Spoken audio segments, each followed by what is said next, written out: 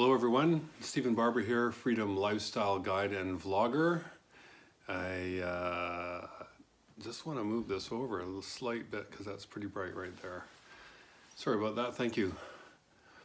So today, as you know, I've been involved in a boot camp where every day there's homework and things to do. And yesterday I read you the quote of the day, and today I'd like you to read you today's quote as well.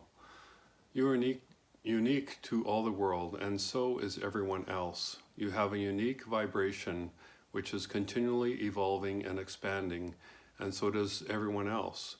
As your vibration intersects with another's vibration at any given moment in time and space, the combinations of vibrations is unique as well. Every time you connect with someone, while it might often feel familiar, it's a unique co-created vibration that has evolved from the last time you connected. I think it's kind of cool.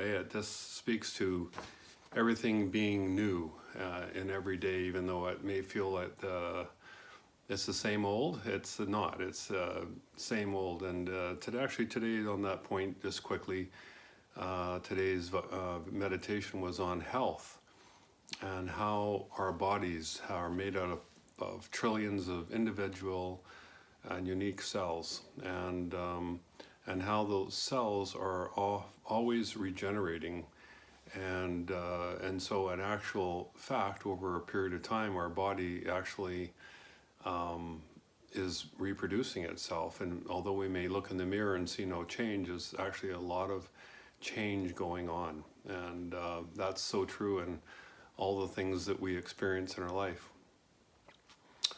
Today, I feel inspired as a result of a conversation I had with a business associate today to talk to you about the difference between inspired action and forced action, and to talk about what inspired action is. This person, I don't think, had done a lot of studying or about the law of attraction, and so I was explaining in general terms about my journey into the teachings and of the law of attraction, and how a large amount of trust is placed in the universe to guide us. And his comment back was, yeah, I'm kind of a fatalist too, but I think we all also need to take action. I thought that was an interesting point, because I know I've struggled with that, and I know other people have struggled with that, about what's our part in all of this. And do we just sit on the couch and visualize red Ferraris and have them show up at our doorstep? And by and large, the answer to that is no, which is comforting to people that are more realistic. And then the term fatalistic was interesting to me, because that describes to me a victimlessness or a victimhood, something about, not having the ability to control the outcome, not to control conditions, but to create a new outcome, to create new parts in our life. And that is very much a part of what we're to do, is to create while we're here. Huge part.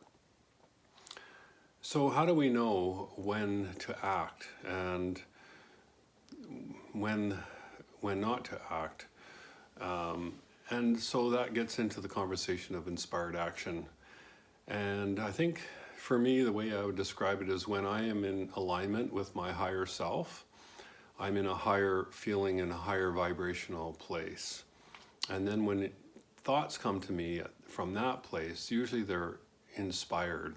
They're generated from a feeling of place and a vibration of feeling good, of expansiveness and a friskiness that kind of goes along with that, and the inspiration that comes with that. That's very much in opposed to a thought or an action that comes based out of fear.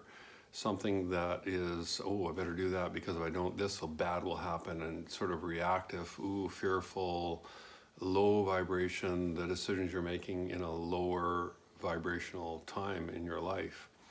And I believe that when we're in those inspired action places, we're hooking up to the higher vibrational promptings and leadings that are directing us in the path of the dreams that we have set out and that we visualized on in the first place. So And the other thing that even though you may not be getting results in what you're doing, let's say you're in a business and you're wondering, well, should I continue on with this? I'm not getting the results. Or the question underlying that is similar, is that, well, does it feel good? Is it, even though you're in, maybe not getting the result you want right now, is the process enjoyable to you? Are you enjoying what you're doing? Or is it a drudgery and a pain and, oh, terrible, and all of that? So, those are some ways to determine whether your actions are being inspired or whether you're trying to force an outcome.